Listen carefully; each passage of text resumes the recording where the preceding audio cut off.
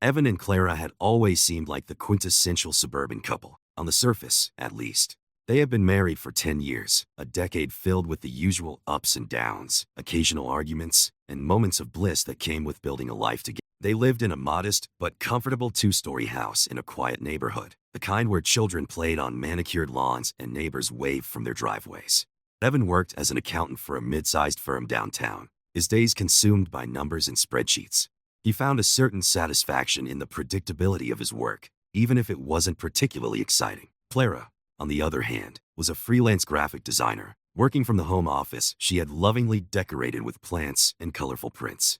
Her career allowed her the flexibility to juggle work and home life, a necessity since they had an 8-year-old daughter, Lily. Lily was the light of their lives, a bright and curious child who filled their home with laughter and endless questions. She was the glue that often held them together during rough patches, her presence a constant reminder of the love they had shared when they first started their family. They weren't wealthy, but they were comfortable. Vacations were modest, usually road trips or visits to nearby attractions, and their weekends often revolved around Lily's soccer games or family movie nights. Evan prided himself on being a devoted husband and father. He made an effort to be present, whether it was helping Lily with her homework or surprising Clara with her favorite coffee on particularly busy mornings. Yet, beneath his steady exterior, he often felt a gnawing sense of inadequacy. He wondered if Clara ever missed the excitement of their younger years, before mortgages and parental responsibilities consumed their lives. Clara was a complex woman, full of creative energy and an easy charm that drew people to her. She had a way of lighting up a room, her laughter infectious and her smile disarming. Over the years, though, Evan had noticed a subtle change in her. She seemed restless, her mind often elsewhere, and she had developed a habit of scrolling through her phone late into the night, her face illuminated by the glow of the screen. He chalked it up to the pressures of work or the monotony of their routine, choosing to push aside his concerns rather than confront them. Their social circle was small but close-knit. Among their friends was Greg, Evan's best friend since college. Greg was everything Evan was not: gregarious, spontaneous, and effortlessly charismatic. He worked in sales, a career that suited his outgoing personality, and he had a knack for making people feel at ease.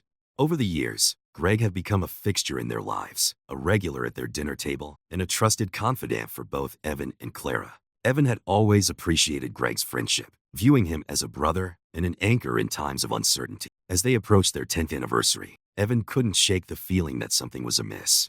He couldn't quite put his finger on it, but there was an undercurrent of tension in his interactions with Clara. She seemed distracted, her smiles less frequent, her touch more hesitant. He told himself it was just a phase, a natural ebb in the flow of a long-term relationship. Yet, the unease lingered, a shadow that followed him through his days and crept into his thoughts at night. For now, life continued as it always had, the routines and rhythms of their days unchanged.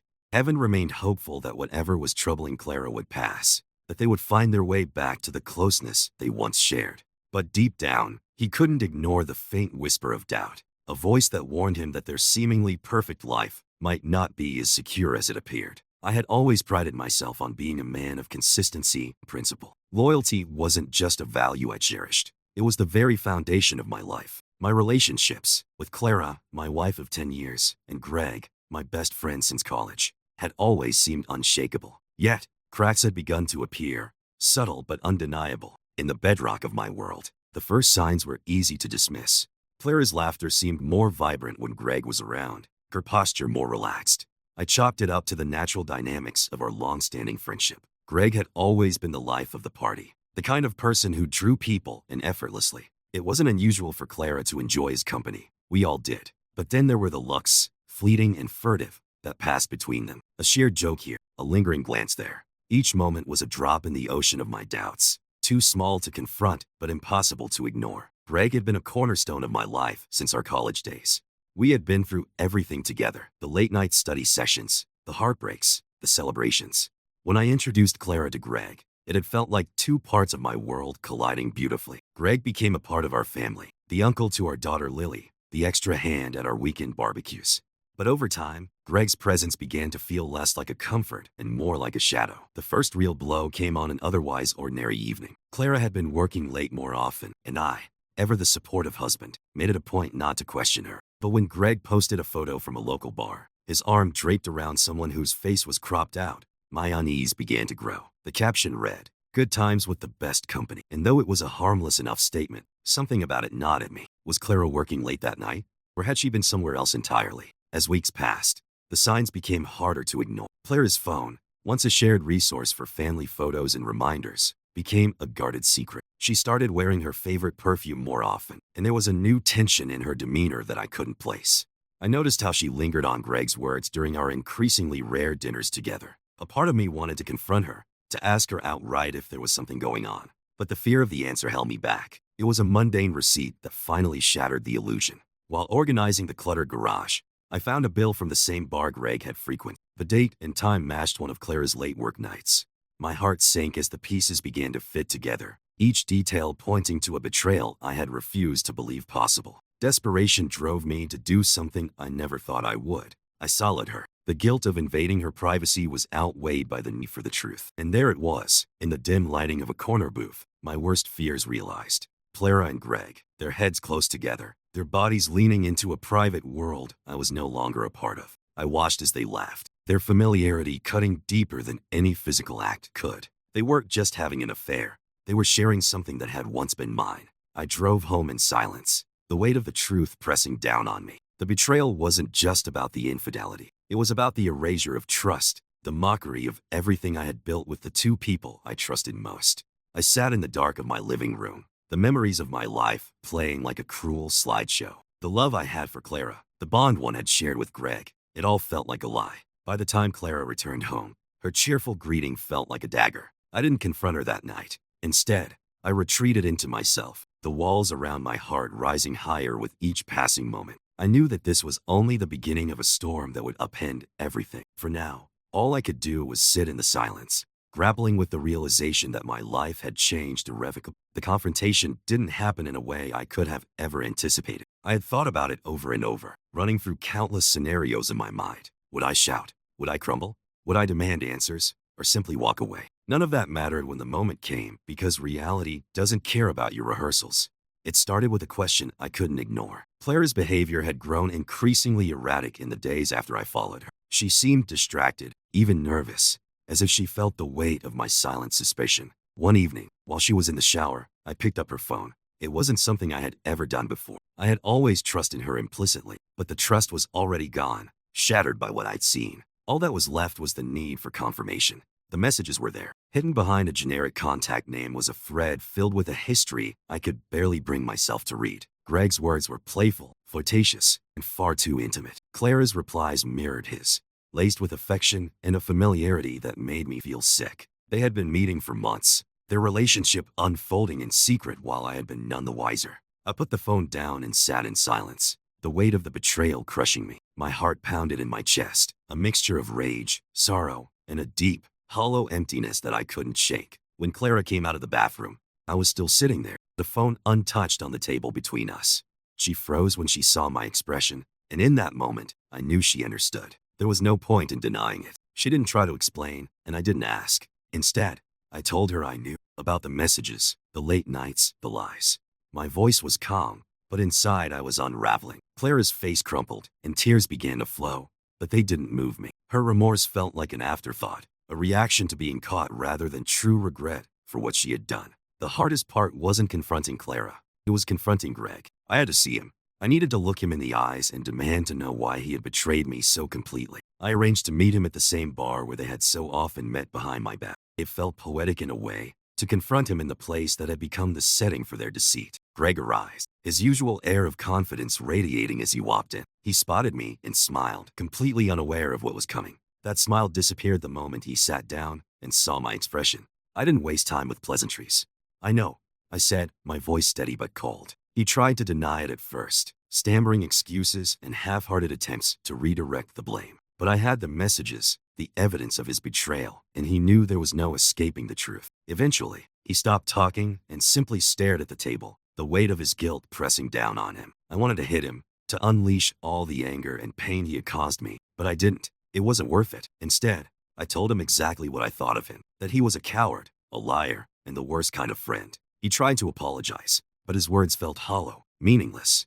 There was nothing he could say to undo the damage he had done. Walking out of that bar, I felt a strange sense of clarity. The confrontation hadn't given me the closure I'd hoped for, but it had solidified one thing. I couldn't continue to let their betrayal define me. Clara and Greg had made their choices, and now it was time for me to make mine. My world had been shattered, but I wasn't going to let it destroy me. I couldn't stop replaying the betrayal in my mind. Every detail, every lie, every moment of their deception cut deeper each time I thought about it. But alongside the pain, something else began to grow inside me. A cold, calculated resolve. They had taken my trust, my dignity, and my peace of mind. It was time to take something back. The first step was detachment. I needed to put distance between myself and the emotions that threatened to consume me. Clara still lived in the house, but I avoided her as much as possible, barely speaking unless it was about our daughter. She tried to bridge the gap, pleading for forgiveness, but I wasn't ready to give her that power over me again. Every interaction was a reminder of her betrayal, and every reminder fueled my determination. Greg was easier to avoid. After our confrontation at the bar, he had the decency, or perhaps the cowardice, to stay out of my way. But his silence didn't absolve him. In fact, it made my resolve stronger. I wasn't going to let him disappear from my life without feeling the weight of what he'd done. He needed to understand that actions had consequences. I started gathering information. It wasn't difficult. Greg and I had shared so much of our lives that I already knew his weaknesses. He was careless with his finances, often overextending himself on frivolous purchases. He also had a reputation to maintain at work, a carefully curated image of reliability and professionalism that masked his impulsive tendencies. Clara, too, had vulnerabilities. Her guilt made her predictable, and her attempts to reconnect gave me opportunities to dig deeper into the cracks of her facade. My plan began to take shape. I wasn't interested in petty revenge or dramatic gestures. I wanted precision, a quiet dismantling of the lies they had built on the foundation of my pain. For Greg, that meant targeting his career. I started with anonymous emails to his employer, sharing evidence of his inappropriate behavior and questionable ethics. I knew enough about his workplace to frame the accusations in a way that would raise suspicion without directly implicating me. It didn't take long for the rumors to spread, eroding the trust he had worked so hard to build. Clara was more complicated. She was the mother of my child, and no matter how much she had hurt me, I couldn't let my actions affect Lily. So, I focused on reclaiming my own sense of control. I consulted a lawyer to discuss my options, preparing for the possibility of separation. I documented everything, her late nights, her secrecy, her relationship with Greg. It wasn't about punishing her. It was about protecting myself and ensuring that I could provide stability for Lily if our marriage ended. But revenge wasn't just about dismantling their lives. It was about rebuilding mine. I threw myself into work, taking on new projects and challenges that had once seemed daunting. I reconnected with old friends, people who reminded me of who I was before the betrayal. I started going to the gym, channeling my anger and frustration into something productive. Each step forward felt like a victory, a reminder that I was more than the sum of their actions. As the weeks turned into months, the effects of my actions began to unfold. Greg's career took a significant hit. He was passed over for a promotion he'd been counting on, and whispers of his misconduct followed him wherever he went. Clara, meanwhile, seemed to sense the shift in my demeanor. She grew quieter, more reserved, as if she realized that her attempts to mend our relationship were futile. I didn't feel satisfaction in their suffering. Not exactly. What I felt was a sense of justice, a rebalancing of the scales. One evening, as I sat in the quiet of my living room, I realized that the anger I'd been carrying had started to fade. It wasn't forgiveness. I wasn't sure I would ever forgive them, but it was a release, a letting go of the need to punish them further. They had made their choices, and I had made mine. Now, it was time to move forward, not as a victim, but as someone who had reclaimed his life from the wreckage they had left behind. The quiet sense of justice I felt after taking my calculated steps against Clara and Greg didn't bring the closure I had hoped for. Instead, it left a void that neither revenge nor rebuilding could entirely fill. As much as I tried to focus on my own growth, the lingering pain of betrayal and the fractured pieces of my past life were constant reminders of what had been lost. But I wasn't done yet. There was more to reckon with, both externally and within myself. I knew Greg's professional troubles were far from over. The whispers of misconduct had turned into a full-blown investigation at his workplace. Anonymous tips had a way of snowballing, and I had ensured there were just enough pieces of evidence to paint a damning picture. I'd overheard through mutual acquaintances that Greg was scrambling to salvage his reputation, attending mandatory reviews and meetings with HR. It didn't matter how hard he tried to deny or explain the allegations. The damage had been done. I'd seen to that. Meanwhile, Clara continued to live under the same roof, though our interactions had dwindled to almost nothing. She spent most evenings in our bedroom, the door closed as if it were a barrier between us. The house was quieter than it had ever been, save for the laughter of our daughter, Lily, who remained blissfully unaware of the storm raging between her parents. For her sake, I maintained a semblance of normalcy, but inside, I was anything but at peace. As I delved deeper into my own healing, I sought out therapy, something I had resisted for years. The sessions were grueling, forcing me to confront not just Clara and Greg's betrayal, but also my own vulnerabilities and blind spots.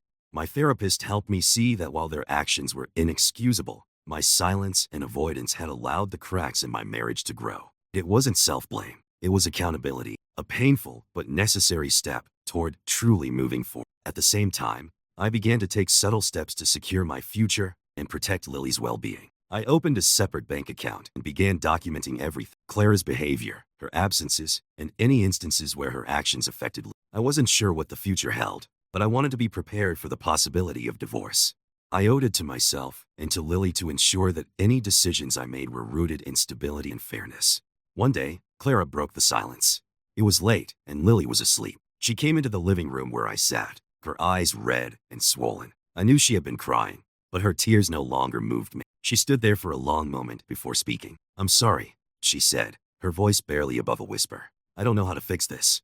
I didn't respond immediately. Her apology, though genuine, felt too little, too late.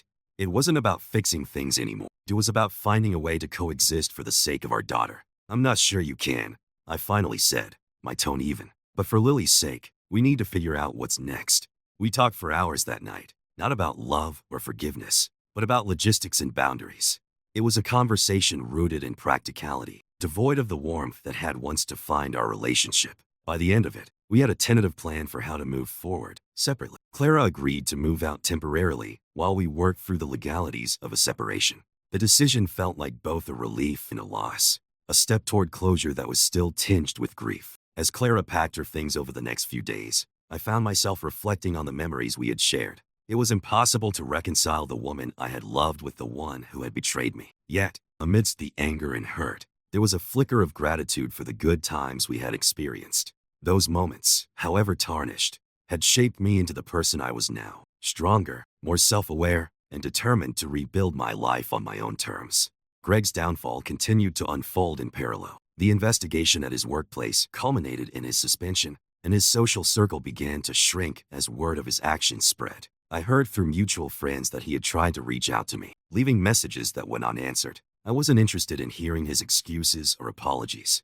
The door to our friendship was closed, and I had no intention of reopening it. With Clara gone and Greg out of my life, the house felt emptier but also more peaceful. I threw myself into creating a new routine for Lily and me, focusing on stability and consistency. We started new traditions: movie nights on Fridays, weekend hikes, and cooking meals together. Lily's laughter became the soundtrack to my healing, a reminder that despite everything, there was still joy to be found. As the weeks turned into months, I began to see the outlines of a new future. It wasn't the one I had envisioned, but it was one I could shape and control. I learned to let go of the anger that had driven me for so long, replacing it with a quiet resolve to build something better. Clara and Greg would always be a part of my story, but they no longer defined it. I was ready to move forward, not as a man consumed by vengeance, but as someone who had found his way through the wreckage and come out stronger on the other side. Revenge, I had come to understand, wasn't just about evening the score. It was about ensuring that the scales of justice didn't just balance, but tipped firmly in my favor. I'd spent months dissecting their betrayal,